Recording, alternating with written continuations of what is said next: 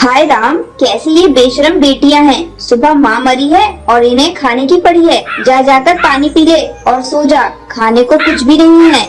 रामपुर के गांव में बबली कबूतरी अपनी 3 बेटियों के साथ रहती थी। उसके घर की कुछ ही दूरी पर उसके देवर और देवरानी भी रहते थे, लेकिन दोनों परिवार में ज्यादा मेलजोल नहीं रहता था। बबली कबूतरी की तीनों बेटियां टूनी, टुनटुनी और पिंकी पढ़ने में बहुत तेज थी।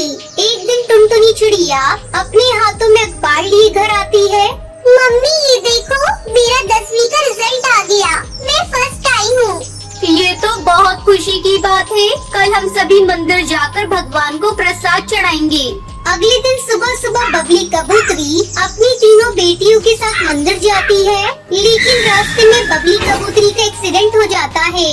उसकी मौत हो जाती है। ये देखकर तीनों बहनें रोने लगती हैं। मम्मी उठो मम्मी, टुनटुनी दीदी ऐसा क्या हो गया? उठो मम्मी, देखो टुनी बहुत रो रही है। टुनटुनी दीदी अब हम लोग किसके सहारे रहेंगे? टुनटुनी खामोश बैठी थी। उसे तो ये समझ में ही नहीं आ रहा था कि उसकी माँ के साथ क्या हो गया। टुनटुनी के चाचा चाची वहाँ आते हैं। उन्हें देखते ही टुनटुनी फूट फूट कर रोने लगती है।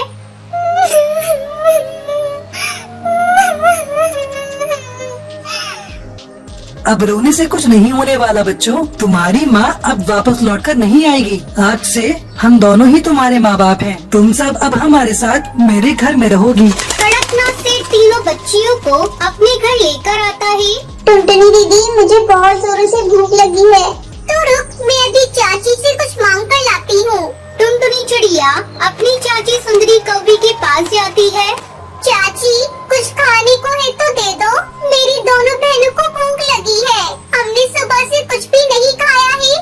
हाय राम, कैसी ये बेशरम बेटियां हैं। सुबह माँ मरी है और इन्हें खाने की पड़ी है। जा जाकर पानी पी ले और सो जा, खाने को कुछ भी नहीं है। तू ये पानी पी ले और सो जा, चाची ने कहा है सुबह भोजन मिलेगा। अगली सुबह सुंदरी की तेज आवाज से उसकी बहनों की नींद खुलती है। अरे ओ तीनों महारानी, कब तक सोती रहोगी? ये तुम्हारा घर नहीं है, ये मेरा घर है। चलो उठो और घर का सारा काम करो, तभी तुम लोगों को भोजन मिलेगा। लेकिन चाची हम लोगों को घर का काम करना नहीं आता। हम लोग केवल पढ़ाई करते थे। माँ ने कभी हम लोगों से घर का कोई काम नहीं करवाया। अजी सुनते हो जी, इन निठल्लियों को घर का कोई काम नहीं आता। अब मैं इन्हें अपने घर में एक पल नहीं रखूंगी। सोचा था इन्हें घर ले जाऊंगी तो घर का सारा काम करवाऊंगी, लेकिन ये तो मेरे लिए बिल्कुल बेकार हैं। सुंदरी कौवी टुनटुनी चिड़िया और उसकी बहनों को डांट फटकार कर अपने घर से बाहर निकाल देती है। टुनटुनी दीदी अब हम लोग कहाँ जाएंगे? तुम मत रो पिंकी टूनी, हम लोग शहर के जंगल चलते हैं। सुना है वहाँ सभी को काम मिल जाता है। फिर तीनों बहनें शहर के जंगल आ जाती है। उन्हें एक स्टेशन पे चाय बेचने का काम मिल जाता है। आंटी जी ये लीजिए चाय, ये चाय बहुत अच्छी है, आपको बहुत अच्छी लगेगी, पीकर देखिए। हरी तोती चाय पीने लगती है। ये चाय तो बहुत अच्छी है, लेकिन तुम तो बहुत छोटी हो। इतनी कम उम्र में ये काम तुम क्यों कर रही हो? तुम्हारे माँ बाप कहाँ हैं? फिर टुनटुनी चिड़िया अपनी सारी कहानी उस तोती को बताती है। तुम्हारे साथ बहुत बुरा हुआ बेटा, अब तुम्हें चिंता करने की कोई जरूरत नहीं। मैं तुम्हें और तुम्हारी बहनों को अपने घर ले जाऊंगी। फिर टुनटुनी चिड़िया अपनी बहनों के साथ उस तोती के घर चली जाती है। ये देखो, ये है मेरा घर। इतना बड़ा घर है, लेकिन मैं इसमें अकेली रहती हूँ। मेरे बेटे और बहू विदेश के जंगल में रहते हैं। मेरे पास बहुत धन है, बस कमी थी एक बेटी की। भगवान ने मुझे 3 बेटियाँ दे दी। अब तुम्हें काम करने की कोई जरूरत नहीं। मैं तुम तीनों का कल ही किसी अच्छे स्कूल में दाखिला करा दूंगी। इस तरह टुनटुनी चिड़िया और उसकी बहनों को एक अच्छा घर मिल जाता है। वो तीनों बहनें खुशी खुशी रहने लगती हैं। अगर आपको ये वीडियो पसंद आई हो तो लाइक और ऐसी कहानियाँ देखने के लिए मेरे चैनल को सब्सक्राइब करना ना भूलें। सुंदरवन जंगल में टूनी चिड़िया अपनी बहू टुनटुनी चिड़िया के साथ रहती थी। टुनटुनी चिड़िया की शादी के 5 महीने गुजर गए थे, लेकिन उसे अभी तक कोई संतान नहीं थी। इसलिए टुनटुनी चिड़िया हमेशा चिंतित रहती थी। उसकी ये हालत देखकर टूनी चिड़िया उसे समझाती है, बहू ज्यादा चिंता करना ठीक नहीं, अभी तेरी उम्र ही क्या है, हो जाएगा बच्चा। टुनटुनी चिड़िया को अपने ससुराल में किसी भी चीज की कमी नहीं थी, बस कमी थी तो एक बच्चे की।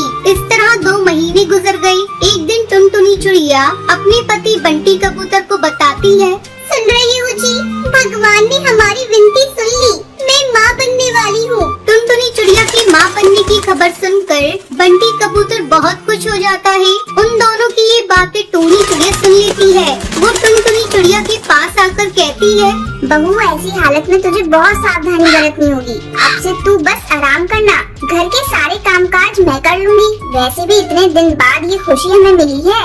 माँ जी, आप ये क्या कह रही है? मैं माँ बनने वाली हूँ, बीमार थोड़ी ना हूँ कि आप मुझे काम करने से मना कर रही है। ऐसे तो मैं बोर हो जाऊंगी। बहू बस कुछ ही दिनों की बात है, जब तेरा बच्चा आ जाएगा तू फिर से कामकाज करने लगना। अभी तू मेरी बात मान, मैं कोई रिस्क नहीं लेना चाहती। जा तू जाकर अपने कमरे में आराम कर, मैं अभी भोजन बना कर लाती हूँ।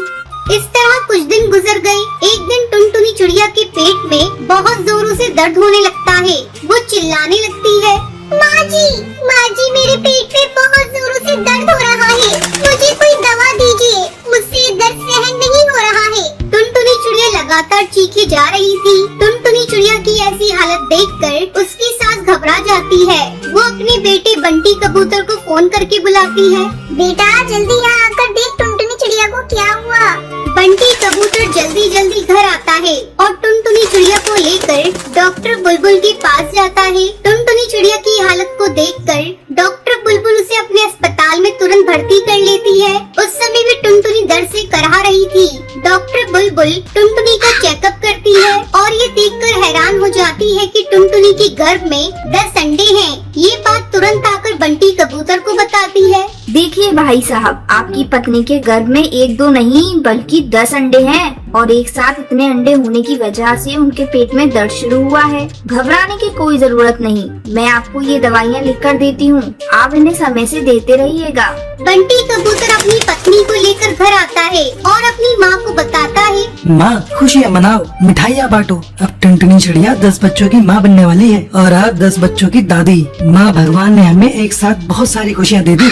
अपने बेटे के मुँह से बातें सुनकर टूनी चिड़िया बहुत खुश होती है। वो जंगल के पक्षियों के घर मिठाई लेकर जाती है। उसे बहुत ज्यादा खुश देखकर सुंदरी कौवी कहती है, क्या बात है टूनी चिड़िया, आज तू बहुत खुश है और ये मिठाइयाँ किस खुशी में बांट रही है? तुझे पता है सुंदरी कौवी, मेरी बहू 10 बच्चों की माँ बनने वाली है। बहुत दिनों के बाद मेरे घर में बच्चों की किलकारियाँ गूंजेंगी। अच्छा अब मैं चलती हूँ, मुझे कई जगह मिठाइयाँ बांटनी है। फिर टूनी हरी काकी के घर जाती है। ये ले हरी काकी, मेरी बहू माँ बनने वाली है। तुझे पता है मेरी बहू एक साथ 10 बच्चों की माँ बनेगी। टूनी ये तो बहुत ही खुशी की बात है। भगवान ने तेरी बहू की जैसी सोनी गोद भरी है वैसे सभी की गोद भर दे। थोड़ी देर बाद टूनी चिड़िया जब सभी को मिठाई बांटकर अपने घर लौटती है, तभी वहाँ टुनटुनी की सहेली पिंकी चिड़िया टुनटुनी चिड़िया से कहती है, अरे टुनटुनी चिड़िया, मैंने सुना है तू 10 बच्चों को अंडे देने वाली है। मेरी बात मान, तू 2 अंडे ही रख अपने पास और बाकी अंडों को गिरवा दे। आखिर तेरे भविष्य का सवाल है, इतने सारे अंडों की कौन देखभाल करेगा। ये सब टूनी चिड़िया सुन लेती है और पिंकी चिड़िया से गुस्से में कहती है, अरे जा करमजली, तू ऐसी गलत बात यहाँ मत कर और जाकर अपने घर का काम संभाल। तू देखना हम 10 बच्चों की कितनी अच्छे से देखभाल करेंगे, तुझे चिंता करने की कोई जरूरत नहीं। टूनी चिड़िया की बात सुनकर पिंकी चिड़िया वहाँ से मुंह बनाकर चली जाती है। माँ जी मुझे माफ कर दीजिए, अब मैं पिंकी चिड़िया को कभी अपने घर नहीं बुलाऊंगी और उससे बात भी नहीं करूँगी। थोड़े दिन बाद टूनी चिड़िया देखती है कि टुनटुनी चिड़िया ने 10 अंडे दिए हैं। माँ जी ये अंडे तो कितने प्यारे प्यारे हैं, बस कुछ ही दिनों में इनसे बच्चे बाहर आ जाएंगे। दोनों सास बहू दिन रात जागकर अंडों की देखभाल करती है। कुछ दिनों बाद वो समय भी आ जाता है जब अंडे से प्यारे प्यारे बच्चे बाहर आ जाते हैं। पूरे घर में बच्चों की किलकारियाँ गूंजने लगती है। ये सुनकर पूरा परिवार खुश हो जाता है। फिर सभी खुशी खुशी रहने लगते हैं। सोनपुर के जंगल में एक लालची और कंजूस चिड़िया रहा करती थी। उसका नाम टूनी था। उसे खाने पीने का बहुत शौक था। एक दिन वो भोजन की तलाश में जा रही थी, तभी उसकी नजर कालू कौवे पे पड़ती है। वो पकोड़े बेच रहा था। टूनी चिड़िया तुरंत कालू कौवे के पास पहुंच जाती है। अरे ओ कालू भैया, क्या कर रहे हो? तुम्हें दिख नहीं रहा? मैं पकोड़े तल रहा हूँ। गुस्सा क्यों करते हो कालू भैया? वो तो मुझे भी दिख रहा है कि तुम पकोड़े तल रहे हो। मैंने तो ऐसे ही पूछ लिया था। कालू भैया, एक प्लेट मुझे पकोड़े देना, मुझे बहुत जोरों की भूख लगी है। मैं भोजन की तलाश में जा रही थी, लेकिन तुम्हें जब पकोड़े तलते हुए देखा तो मैं अपने आप को रोक नहीं पाई। सोचा आज पकोड़े खाकर अपनी भूख मिटा लूं।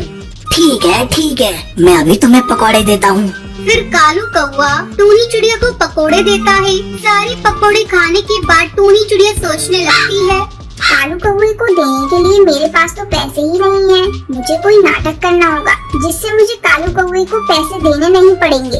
ऐसा सोचकर टूनी चिड़िया जोर जोर से चिल्लाने लगती है। हाय रे, मैं मर गई। मेरे पेट में बहुत दर्द हो रहा है। अरे कालू, तूने इस पकोड़े में क्या मिलाया है? मैं अभी तुम्हारी शिकायत पुलिस से करती हूँ। नहीं टूनी बहन, मैंने पकोड़े में कुछ नहीं मिलाया है। ये लो पैसे, जाकर किसी डॉक्टर से अपना इलाज करा लो। पैसे लेकर टूनी चिड़िया खुशी खुशी घर लौट आती है। घर आकर वो अपनी बहू टुनटुनी चिड़िया से कहती है, बहू, आज मैंने कालू कौवे को चूना लगा दिया।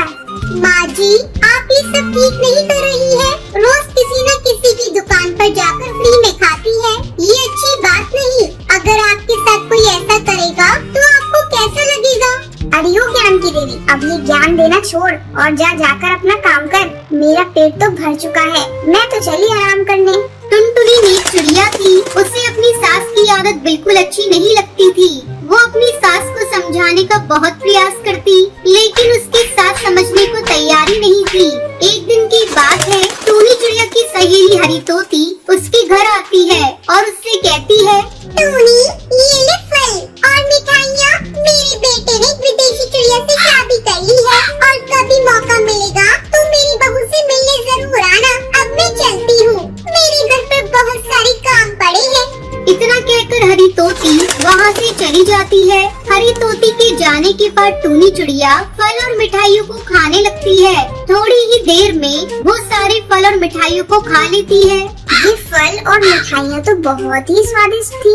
इस तरह 2 दिन गुजर जाते हैं। अचानक एक दिन आधी रात को टूनी चिड़िया जोर जोर से चिल्लाने लगती है, अरे बहू, मेरे पेट में बहुत जोरों से दर्द हो रहा है। किसी डॉक्टर के पास ले चल, नहीं तो मैं मर जाऊंगी। उसके रोने की आवाज सुनकर टुनटुनी चिड़िया उसके पास आती है और कहती है, अरे माँ जी, ये आपका घर है, आप यहाँ नाटक क्यों कर रही है? करमजली, मैं दर्द से मरी जा रही हूँ और तुझे ये सब नाटक लग रहा है। तभी टुनटुनी चिड़िया देखती है कि उसकी सास के पेट से एक बड़ा सा पेड़ निकल आया है। पेड़ देखकर दोनों सास बहू डर जाती हैं। टुनटुनी तुरंत अपनी सास को लेकर डॉक्टर बुलबुल के पास जाती है। डॉक्टर टूनी चिड़िया की हालत देखकर टुनटुनी को बताती है, लगता है इन्होंने भोजन के साथ किसी फल का बीज निगल लिया है। तुरंत इनका ऑपरेशन करना होगा। टुनटुनी चिड़िया, तुम जल्दी से ऑपरेशन के पैसे जमा कर दो, नहीं तो टाइम के साथ ये पेड़ और बड़ा हो जाएगा। ये सब सुनकर टुनटुनी चिड़िया हैरान हो जाती है और सोचती है, हाय राम, अब मैं कहाँ से लाऊं ऑपरेशन के लिए पैसे? पता नहीं माँ जी खाने के पीछे इतना लालच क्यों करती थी। डॉक्टर, कुछ भी करके मेरी सास को बचा लीजिए, मैं जल्द से जल्द पैसे जमा कर दूंगी। अब टुनटुनी चिड़िया अपनी सहेली सुंदरी कौवी के पास पैसे लेने जाती है और टूनी चिड़िया की तबीयत के बारे में बताती है। बहन, मेरी सास बहुत बीमार है। अगर टाइम से उनके पेट से पेड़ नहीं निकाला तो वो पेड़ और बड़ा हो जाएगा। टुनटुनी चिड़िया को इतना उदास देखकर सुंदरी कौवी उसे पैसे दे देती है। फिर टुनटुनी चिड़िया जल्दी से अस्पताल जाकर ऑपरेशन के लिए पैसे जमा कर देती है।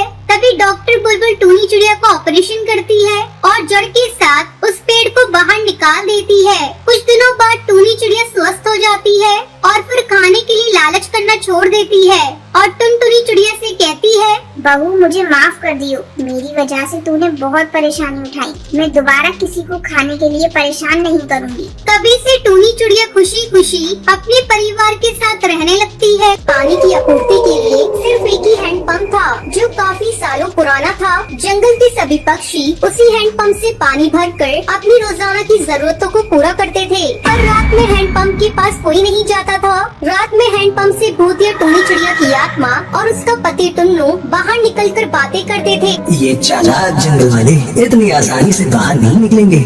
बबली ओ बबली, अरे पानी नहीं भरना क्या? लगता है सुंदरी आवाज लगा रही है। मुझे पानी भरना होगा वरना हैंडपंप पर लंबी चौड़ी लाइन लग जाएगी। लगता है सुबह होने में समय है। खैर अब आ ही गई हूँ तो हैंडपंप से पानी भर लेती हूँ। बबली जैसे ही हैंडपंप को चलाती है उसमें से पानी की जगह खून निकलने लगता है। तभी भूतिया टोनी चिड़िया और उसका पति बंटी कबूतर हैंडपंप से बाहर निकलते हैं। हमें इस बबली को सबक सिखाना होगा। इसके खून से हम हैंडपंप को धोएंगे।